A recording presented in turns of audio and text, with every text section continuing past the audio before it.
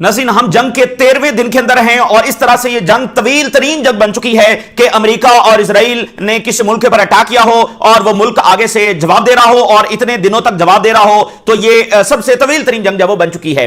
और दुनिया इस बारे में बात कर रही है कि इस जंग का जब वो रिजल्ट क्या होगा। जाहिर है इस वक्त का तो सबसे बड़ा सवाल यही है, कौन जीतेगा कौन हारेगा।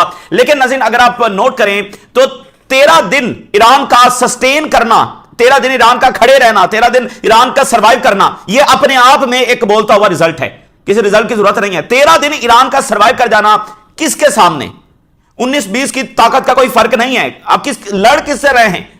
अमेरिका से, इजराइल से, बर्तानिया से, फ्रांस से, जर्मनी से, इटली से, यूरोप से, अपने जो आपके इर्द गिर्द के मालिक हैं। क्या देखिए, लड़ तो ईरान अकेला ही रहा ना इस वक्त। अगर प्रैक्टिकली देखें तो लड़ तो अकेला रहा ईरान। ये तो नहीं कि किसी और मुल्क ने आकर जब वो इसराइल के ऊपर अटैक कर दिया है, किसी और मुल्क की आर्मी जो है वो उसने ऑफिशियली आकर ईरान को ज्वाइन कर लिया है।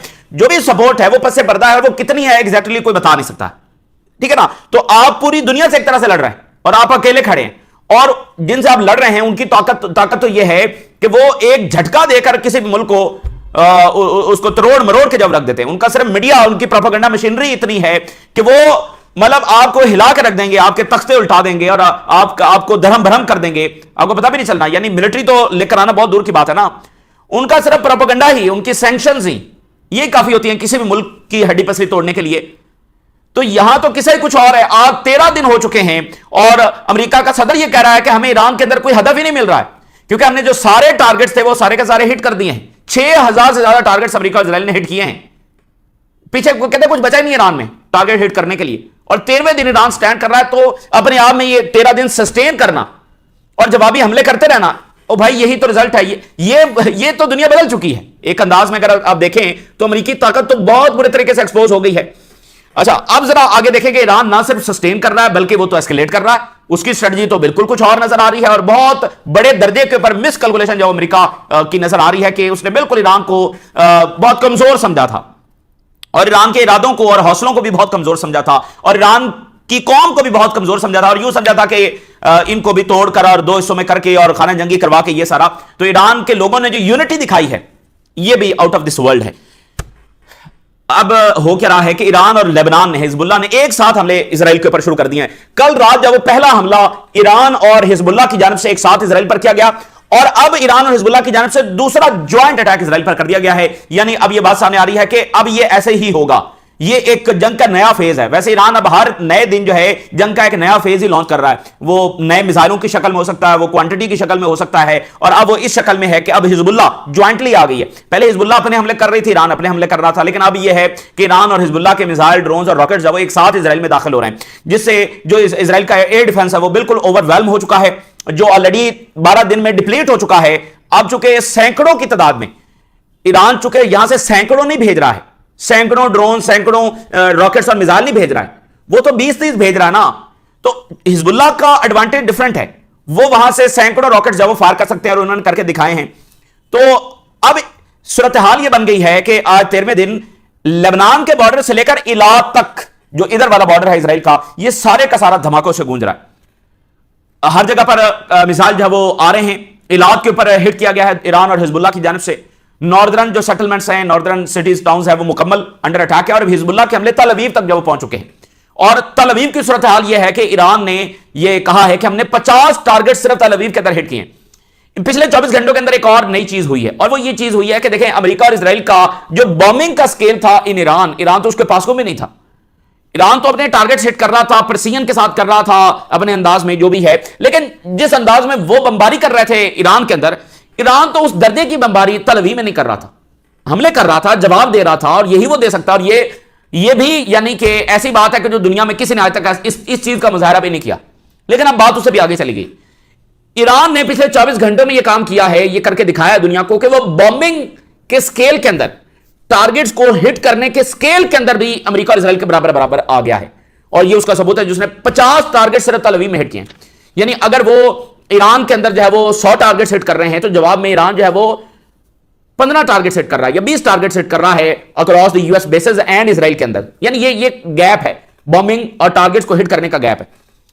अब वो बराबर कहीं मामला जब वो आ गया, ये बहुत बड़ा फर्क पड़ा है कि उधर अमेरिका और इजराइल है और आप देखेंगे फ्रांस के रफाइल तैयारी भी मदद दे रहे हैं, जर्मनी भी मदद दे रहा है, बर्तानिया की तैयारी भी मदद दे रहे हैं, मुकम्मल लॉजिस्टिक सपोर्ट है, कलेक्टिव वेस्ट की प्रोडक्शन है, इतना कुछ है कि आप अंदाजा भी नहीं लगा सकते।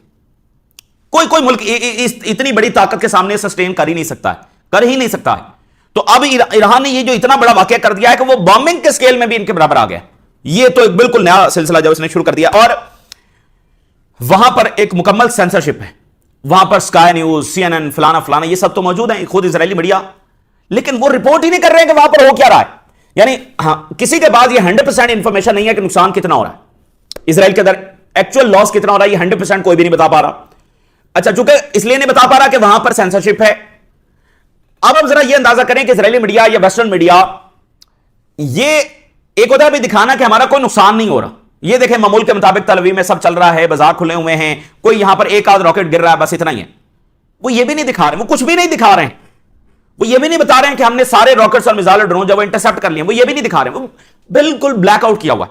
तो इससे ये बात, इसको मजीद तकवीयत मिल रही है कि जो ईरान और हिजबुल्लाह के दावे हैं कि हम इतना डैमेज कर रहे हैं, तो वो बात सही साबित हो रही है, क्योंकि अगर डैमेज नहीं हो रहा तो फिर वो बता क्यों नहीं रहे। और बहुत सारी वीडियोस और जो तस्वीरी सबूत हैं वो सामने आ रहे हैं कि डैमेज वहां पर हो रहा है, और वहां पर जो इनके शेल्टर्स हैं इवन वो भी डिस्ट्रॉय हो रहे हैं। जो बॉम्ब शेल्टर्स हैं उनको भी ईरान के जो 500 kg जो बॉम्ब्स हैं, 1 टन वॉर हेड वाले बॉम्ब हैं, वो जाकर हिट कर रहे हैं और इनका नुकसान कर रहे हैं, बॉम्ब शेल्टर्स को तबाह कर रहे हैं। बैटल ऑफ हुर्मुज़ भी शुरू हो चुकी है और शिद्दत इख्तियार करती चली जा रही है, और इस जंग का फैसला बैटल ऑफ हुर्मुज़ करेगी। बैटल ऑफ हुर्मुज़ यहां पर बर्तरी किसकी है, ये किसके कंट्रोल में है, ये जंग का फैसला करेगी। वो आकर ईरान में जो मर्जी तबाही मचा लें, स्ट्रेट ऑफ हुर्मुज़ कंट्रोल में है तो उनकी विक्ट्री को कोई विक्ट्री मानने वाला नहीं है। बहुत बुरे तरीके से फंस गए स्ट्रेट ऑफ हुर्मुज़। इनको बाबुल मंदब से सबक सीखना चाहिए था, इन्होंने बिल्कुल एक बहुत बड़ा ये एरर किया, बहुत बड़ी मिसकैलकुलेशन की या गलती की है कि वो समझ ही नहीं सके। अब ये है कि वो कह रहे हैं हम तो माइंस बिछा रहे हैं, अब ईरान से मुख्तलिफ सोर्सेस से ये बात सामने आ रही है कि वो माइंस बिछा रहे हैं, और बड़े एडवांस लेवल की माइंस भी उनके पास हैं जो AI के साथ कनेक्टेड हैं, AI के साथ कनेक्टेड है, और वो ये भी डिफरेंस कर सकते हैं कि ये अमेरिका का जहाज है, ये इजराइल का है, ये फलाने का, वो ये भी डिफरेंस कर सकते हैं। तो क्या करेंगे फिर? और अगर ये माइंस बिछा दी गई तो बहुत लंबे अरसे तक ये स्ट्रेट ऑफ हुर्मुज़ कोई खुलवा नहीं सकता। एक तो है ना कि वो जहाज गुजर रहा है उस पर अटैक कर रहे हैं, फिर जहाज गुजरने पर अटैक करने की जरूरत नहीं, जब माइंस बिछा दी गई तो जो भी गुजरेगा वो वैसे ही खुद ही डिस्ट्रॉय हो जाएगा, जैसे लैंड माइंस होती हैं। तो फिर ये जो नेवल माइंस हैं इनको साफ करने का भी एक तरीका है, अमेरिका के पास ऐसी एडवांस टेक्नोलॉजी है जो आकर इन माइंस को साफ कर सकती है। लेकिन जरा देखिए हुआ क्या है, अमेरिका के पास जो 5-7 माइन हंटर्स हैं वो ऑलरेडी यहां से निकाल चुका है, पहले भी हमने खबर आपको बताई है, माइंस हंटर वो ऑलरेडी स्ट्रेट ऑफ हुर्मुज़ से निकाल चुका है। वो खलीज फारिस के अंदर मौजूद थे, ये जो 5th फ्लीट है बहरीन में, वहां पर ये खड़े हुए थे, अमेरिका इनको निकाल कर लेकर जा चुका है। तो इन माइंस को हटाने के लिए इस वक्त इजराइल और अमेरिका के पास कुछ भी नहीं है, तो ये माइंस दुनिया की कोई ताकत आकर हटा नहीं सकती, और माइंस लग गई तो दैट मींस कि फिर ये हुर्मुज़ लंबे अरसे के लिए बंद है, फिर इनको साफ करते करते भी कई हफ्ते लग जाएंगे। जंग अगर आज रुक भी जाए और माइंस लग चुकी हैं, फिर उनको साफ करते करते भी कई हफ्ते लग जाएंगे। तो ये यानी कि इंतहाई खतरनाक फेज है। तो अभी 13वें दिन आकर उन्होंने ये माइंस लगाना जब वो शुरू कर दी हैं और एडवांस, और ये अगली बात है कि सिर्फ यहां पर नहीं, देयर इज अ पॉसिबिलिटी कि वो बाकी जगहों पर जो बाकी बड़े चौक पॉइंट्स है, जैसे बाबुल मंदब है, रेड सी है, मेडिटेरेनियन सी है, वहां पर भी वो ये माइंस लगा सकते हैं। तो फिर क्या क्या बनेगा?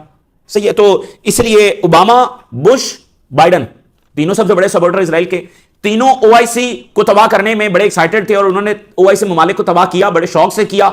ईरान पर हमला नहीं कर सके, बावजूद इसके कि वो ईरान को बिल्कुल तबाह करने का इरादा रखते थे, इसका क्रेडिट लेना चाहते थे कि देखो हमने जो एक बचा था उनका मुल्क उसको भी तबाह कर दिया है। बाइडन जैसा शख्स गजा में इतना बड़ा जुल्म को सपोर्ट कर रहा है, लेकिन ईरान पर हमला नहीं करने की इजाजत दे रहा है इजराइल को, क्योंकि वो इस बात को समझता था कि इसका बैकलैश और इसका नुकसान ये बहुत बड़ा होगा, इसकी कीमत हमें बड़ी चुकाना पड़ेगी। और इसकी गजा में तो उनको कीमत नहीं चुकाना पड़ी। गजा में तो ये नहीं था कि स्ट्रेट ऑफ हुर्मुज़ बंद हो गया है, अब जनाब अली वर्ल्ड इकोनॉमी हिल गई है, ऑयल ऊपर चला गया, ये तो कुछ भी नहीं था। वो नुकसान जो उन्होंने उठाया वो और नौयत का है, मुजाहरे हो रहे हैं, उनका इमेज डिस्ट्रॉय हो रहा है, वो भी उनको बिल्कुल वो उनके फायदे में नहीं था, लेकिन बहरहाल वो एक अलग चीज है। यहां पर तो उनका इमीडिएट लॉस है। अब जनाब अली वो जो ट्रंप का कार्ड था साइकोलॉजिकल तरीके से कीमतों को नीचे लाना, वो फारिग हो चुका है। अब कल उसने इससे पहले ये कहा कि जी स्ट्रेट ऑफ हुर्मुज़ खुला हुआ है, किसी ने यकीन नहीं किया। और ऑयल प्राइसेस अब 100 से ऊपर जा रही हैं, 100 को टच कर चुकी हैं, 100 से ऊपर जा रही हैं और अगले 24 से 48 घंटों में ये 200 को टच कर सकती हैं, 150 को टच कर सकती हैं, 200 को टच कर सकती हैं। यानी अमेरिकी सदर अपनी बातों में बिल्कुल एक्सपोज हो चुका है, कोई उसकी बात मानने के लिए तैयार नहीं। अमेरिकन शिपिंग कंपनीज उसकी बात मानने के लिए तैयार नहीं कि ये क्या बात कर रहा है, इसकी कोई वैल्यू नहीं है। ये कह रहा है स्ट्रेट ऑफ हॉर्मुज़ खुला हुआ है, वो मैदान जंग बना हुआ है, वहां पर जहाज गर्क हो रहे हैं, माइंस बिछाई जा रही हैं, ये कह रहा है हमारे कंट्रोल में। इतना बड़ा गैप, तो वो फर्क नहीं पड़ा, पहली रात फर्क पड़ा जब उन्होंने कहा कि ये हमारे कंट्रोल में है। ऑयल प्राइसेस अचानक 120 से 90 तक आ गई। अब वो कह रहे हैं जी हमारे कंट्रोल में है, ये कोई फर्क नहीं पड़ रहा, ऑयल प्राइसेस ऊपर जाना जब शुरू हो गई हैं तो ये होता है। अच्छा, तो अब आगे जो नाज़रीन आने वाले नाजुक तरीन लम्हात हैं वो ये हैं, नाजुक तरीन और सेंसिटिव टाइम है ह्यूमैनिटी के लिए, इस रीजन के लिए, वो ये है कि न्यूक्लियर कैटास्ट्रॉफी उसकी तरफ हम बढ़ रहे हैं और गल्फ को और ईरान को आपस में भिड़वाना चाहते हैं, उसकी तरफ हम बढ़ रहे हैं और देखते हैं कि गल्फ उससे कैसे निपटेगा। और चूंकि अमेरिका की स्ट्रेटजी यह है कि वो इनको आपस में भिड़वाए और खुद विड्रॉ कर जाए और फिर असलहा बेचकर अपना जो उसका महबूब मशगला है वो काम करे, असलहा बेचे दोनों को, हर तरफ जब असलहा बेचे और खुद जब यहां से निकल जाए, क्योंकि उसका अपना नुकसान जो बहुत ज्यादा हो रहा है। और यह है कि हम ग्राउंड जो ट्रूप्स हैं ये अमेरिका भेज सकता है, इसकी तरफ जो बढ़ रहे हैं, यानी कि जमीनी जंग की तरफ। सबसे पहले जरा उर्दगान की एक स्टेटमेंट देखिए। उर्दगान कह रहा है कि इजरायली अपनी जो नाइट्स हैं वो शेल्टर्स के अंदर गुजारने पर मजबूर हैं और नेतन्याहू इजरायलियों के लिए सबसे बड़ी आफत बन चुका है। उर्दगान इजरायली सेटलर्स को मुखातिब कर रहे हैं, नेतन्याहू ईरान के लोगों को मुखातिब करता है ना, तो उर्दगान जब इजरायली सेटलर्स को मुखातिब कर रहे हैं कि, और आप अंदाजा करें, मतलब कोई ओआईसी लीडर ऐसा बयान जारी नहीं कर सकता, कहता है हालत इस वक्त इजराइल की ये हो चुकी है कि ये अपनी सारी रात जो है वो शेल्टर्स में गुजार रहे हैं। यानी वो ईरान की ताकत, ईरान की फतह और ईरान की डोमिनेंस उसकी बात कर रहे हैं कि ईरान ने ये हालत कर दी है इजराइल की। ठीक है, अच्छा ये खबर भी देख लें और शायद इससे बड़ी भी कोई खबर शायद होगी।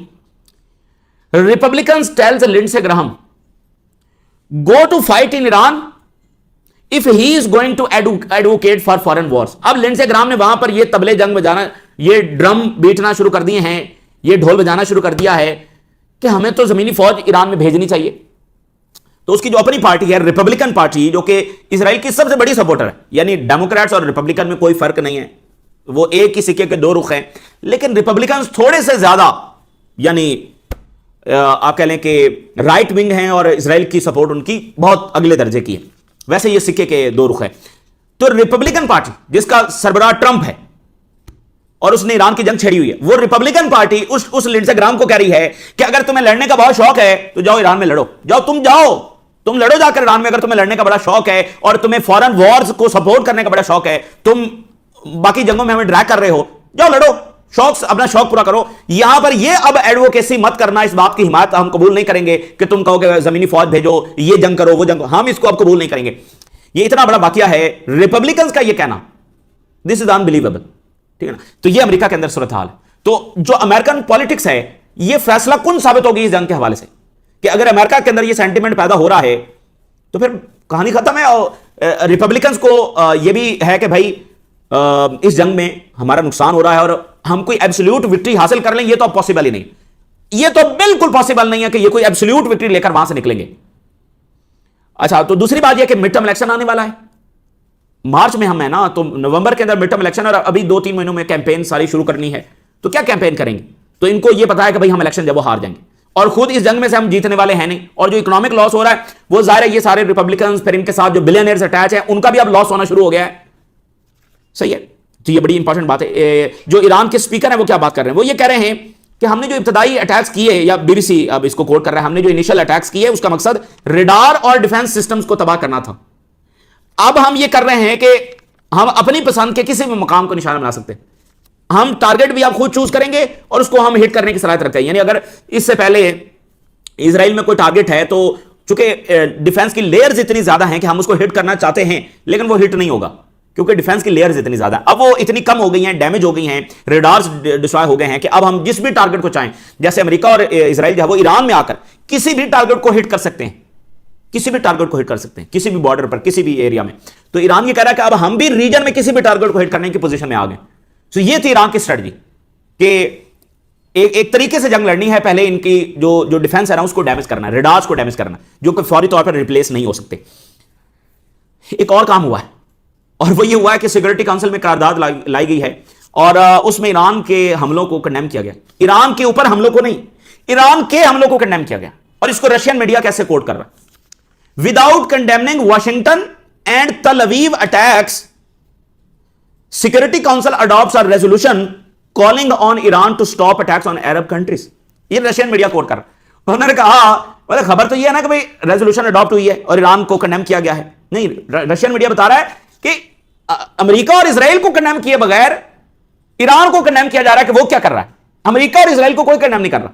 तो देखिए, ईरान जब बिल्कुल अकेला है और अकेला लड़ रहा है और 13वें दिन ना सिर्फ सर्वाइव कर रहा है बल्कि इस तरह से वो एस्केलेट कर रहा है। तो ये बात ध्यान में रखें कि Iran is serving the region, Iran is serving the humanity. इसमें कोई एग्जैजरेशन नहीं है, इसमें कोई जज्बाती बात नहीं है। देखें, इजराइल का जब तक हम मक्कू नहीं ठपेंगे, इजराइल को डैमेज नहीं करेंगे, इजराइल को मुंह तोड़ जवाब नहीं देंगे, इजराइल एक के बाद एक मुल्क को निशाना बनाता चला जाएगा और यहां पर जंगों का ना खत्म होने वाला सिलसिला है। 80 साल हो चुके हैं और ये हमारे सामने है कि इस रीजन में जंगें क्यों नहीं रुक सकें, कौन उसका इकलौता जिम्मेदार है, और वो इजराइल है। तो जब तक इजराइल को आप डैमेज नहीं करेंगे, आप नहीं रोक सकते जंगों को। डिप्लोमेसी, मुज़ाकरात, कुछ आपके काम नहीं आएगा। तो Iran is serving the region and serving the humanity. Iran जो अब इजराइल के साथ कर रहा है, इजराइल ये बदमाशी नहीं जारी रख सकेगा। तो ये बात किसी को समझ नहीं आ रही। बहरहाल तो अब उनकी मर्जी है कि वो उन्होंने ये करारदाद पास की है, लेकिन रशियन मीडिया ने इसको जिस तरह से लिखा है वो आपके सामने है। तो जनाब, इतने बड़े अटैक्स उस वक्त ईरान हिजबुल्लाह कर रहा है। कुछ हेडलाइंस मैं जल्दी से आपके साथ शेयर करता हूं। हिजबुल्लाह ने नहारिया को निशाना बनाया है, गिलोत को निशाना बनाया है, मेरून बेस को निशाना बनाया है, और सीरीज ऑफ ऑपरेशन जब उनकी जानिब से किए गए हैं, गैदरिंग्स को निशाना बनाया गया है। इंटेलिजेंस जो बेसेस हैं, 8200 जो यूनिट है उसकी जो बेस है उसको हिजबुल्लाह ने निशाना बनाया। ये तल अवीव के बिल्कुल पास है, और इसको इससे पहले ईरान ने निशाना बनाया, अब हिजबुल्लाह ने जब निशाना बनाया है। मल्टीपल ऑपरेशन जब वो किए गए हैं और स्वैम्स ऑफ ड्रोन्स जो है वो इस्तेमाल किया गया है। दसियों ऐसी बेसेस हैं जिनको हिजबुल्लाह ने सिर्फ हिट किया है, और इसके अलावा जो कमांड एंड कंट्रोल सेंटर्स हैं उनको निशाना बनाया गया। ये लेबनीज बॉर्डर से इला तक और तल अवीव और हाइफा ये सब के सब निशाना है। और एक साथ ये हमला, ये दूसरा एक साथ हमला है जो ईरान और हिजबुल्लाह ने किया। इसका मतलब आगे भी हम इसी तरह की जंग देखने जा रहे हैं कि एक साथ जब अटैक्स होंगे। तो वाइड स्प्रेड धमाके, सायरन्स ये सुने गए, और इसी दरमियान जब वो तल अवीव, हाइफा, इलात, यहां पर रिपोर्ट्स आ रही हैं कि सायरन्स और धमाके जब सुने गए। और इसी दरमियान जो है वो जो हिजबुल्लाह के प्रोजेक्टाइल्स हैं वो भी गिरे हैं, और ईरान के जो प्रोजेक्टाइल्स हैं वो भी डिफरेंट एरियाज के अंदर, हरजीलिया का जो इलाका है यहां पर आकर उन्होंने हिट किया। बहुत सारे इजरायली जो सेटलर्स हैं वो भगदड़ के अंदर मजीद जख्मी हुए हैं। कल रात 29 हुए, अब ये जो हमला हुआ उसमें मजीद भगदड़ के अंदर वो हुए हैं। तो अब ये आगे काफी सारी डिटेल है, चूंकि टाइम शॉर्ट है, तो लेकिन दसियों बेसेस हैं जिनको ईरान और हिजबुल्लाह ने एक साथ निशाना बनाया।